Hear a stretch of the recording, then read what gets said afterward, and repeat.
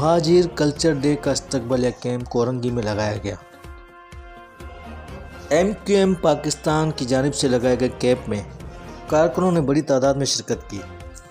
MQM Pakistan के कारकुनों ने एक दूसरे को मुहाजिर कल्चर डे की मुबारकबाद दी। MQM पाकिस्तान के कारकुन रक्स करते हुए खुशी का इजहार करते रहे और एक दूसरे को मुहाजिर कल्चर डे की मुबारकबाद देते रहे। मुहाजिर कल्चर डे के मौके पर शानदार आतिशबाजी का मुजाहरा किया गया। मुहाजिर कल्चर डे के मौके पर MQM पाकिस्तान की जानिब से केक भी काटा गया और खुशी का इजहार किया गया।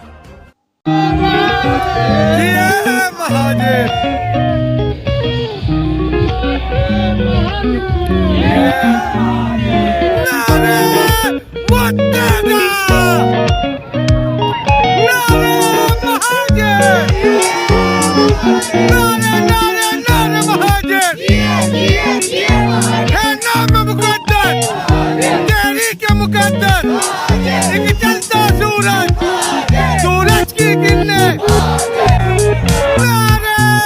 महाजिर